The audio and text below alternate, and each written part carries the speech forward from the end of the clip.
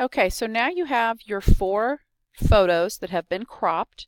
You should have them open in Photoshop.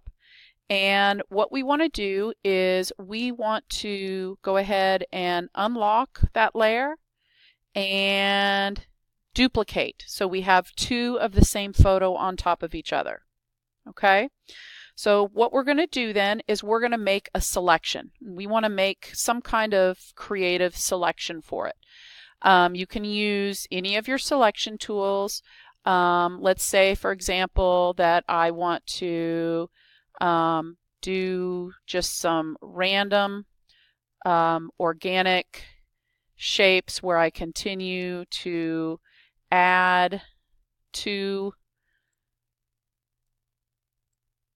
a previous one, such as this, making it look kind of like a staircase, but not really. Okay, so that's sort of geometric, sort of organic, and part of it is on me, part of it is not. And as I work my way back around, all of these are attaching and adding on to one another. Okay, and so this might be a more complex shape than you might do, because you could just do one if you had something where it was your eyes. That might be something. But here I have a shape. This is my selection. So what I want to do is I want to go to the Select menu and hit Save Selection. And I'm just going to call it Shape because it doesn't need anything specific to it. Okay? Now, with it selected, I'm going to go ahead and start on my top layer, and I'm going to apply a layer mask from down here. The layer mask is the rectangle with the circle in it.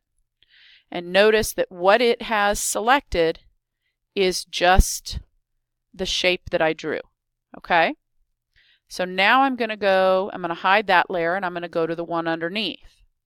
Now, one thing I wanted to point out, and I forgot to, I apologize, you need to have your feather set at 0 before you start making your selections. Okay?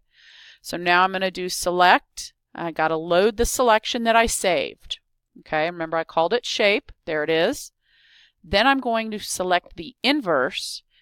Okay, so the opposite of this is on here, and I can apply a layer mask to that, and there we go.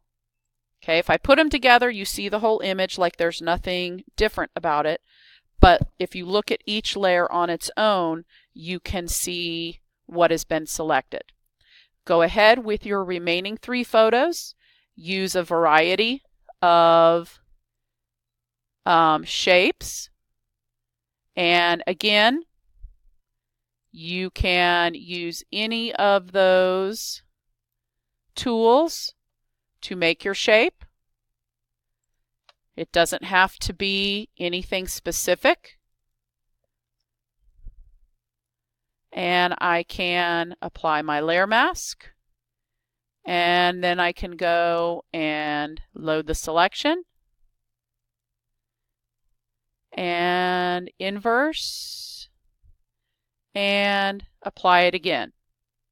I'm going to go ahead and stop now. You can continue with the next 2 on your own.